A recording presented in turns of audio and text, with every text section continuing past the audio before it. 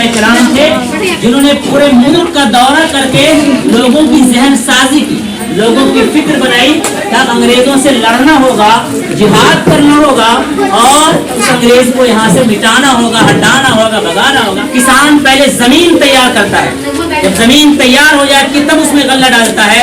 ویسے ہی ہمارے اکابر علماء کرام نے جب زمین تیار کر لی، میں ہمارے نذیر عالم بھائی اور دوسرے لوگ موجود ہیں، میں اس کو وہ تاریخ بتانا چاہتا ہوں کہ جب یہ لوگ دیوبند گئے، دیوبند میں ایک مسجد تھی جس کو قاضی مسجد کہا جاتا تھا۔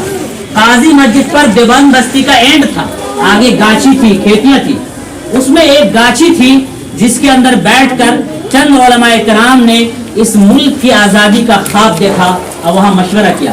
یہ وہی گاچھی ہے جس میں بعد میں دارالعلوم دیوبند بنا۔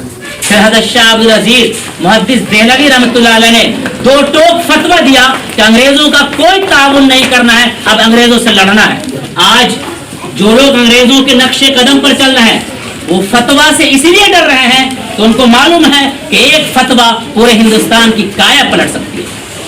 اسی وجہ سے وہ فتووں سے ڈرتے ہیں اور فتویٰ دینے والوں سے ڈرتے ہیں اور ہر ایک کی بات کو فتویٰ کہہ کر کے فتویٰ کی اہمیت کو کم کرنا چاہتے ہیں۔ لیکن ڈاکٹر کلیم عاجز صاحب نے کہا اگرچہ عشق میں مرنے کا خطرہ بھی زیادہ ہے مگر مرنے کے ڈر سے مرنے والے کم نہیں ہوتے۔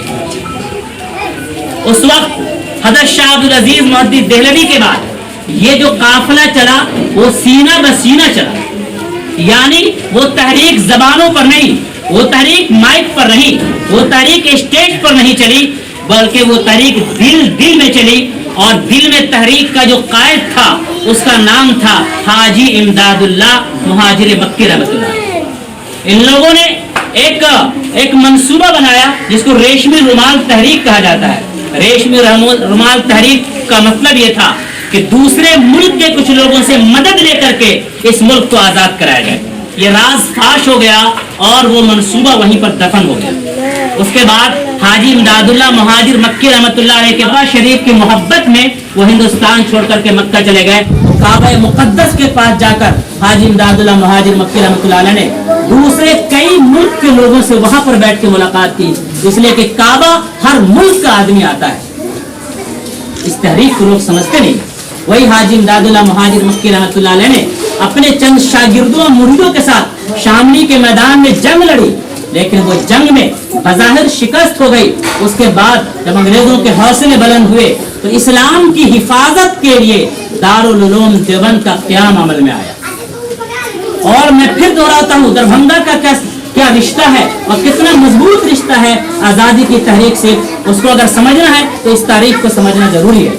حاجی امداد اللہ مہاجر مکی رحمۃ اللہ علیہ جو سرخیل تھے، جو لیڈر تھے، جو قائد تھے، وہ حاجی امداد اللہ مہاجر مکی رحمۃ اللہ علیہ مکہ المکرمہ چلے گئے اور ان کے جتنے مریدین تھے ان میں سے 3 مریدین کا میں نام لینا چاہوں گا۔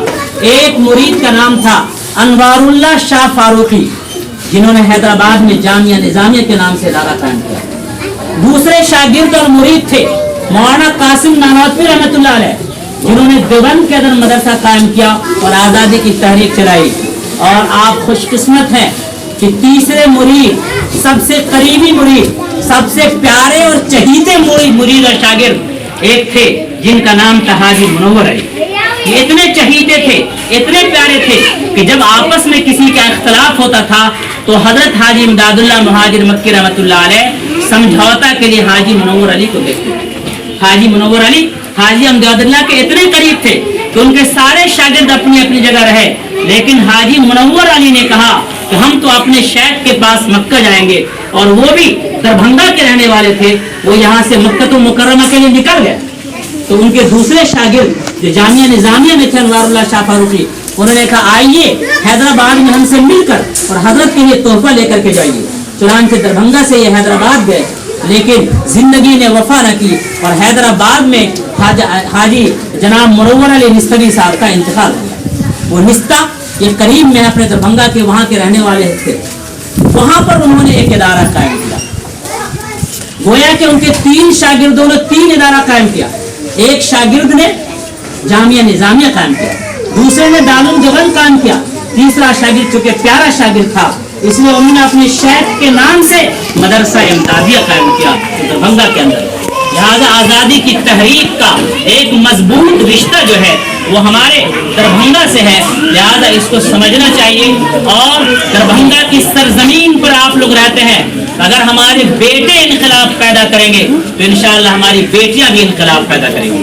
मौलाना मोहम्मद अली जौहर जो आज़ादी के बड़े सरखैल में थे, मौलाना मोहम्मद अली जौहर की अम्मा ने कहा कि बेटा मेरी ख्वाहिश ये है कि मैं अपने जीते जी लाल किले के ऊपर हिंदुस्तान का तिरंगा लहराता हुआ देखूं।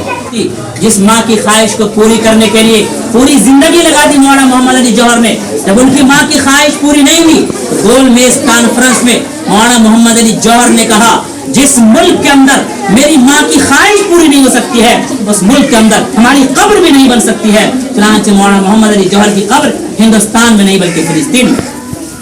आपका रिश्ता उन माओं से है जिन माओं ने इनकलाब पैदा किया। इंशाअल्लाह फिर एक नया इनकलाब और एक ताज़ा इनकलाब इंशाअल्लाह मदारिस से पैदा होगा।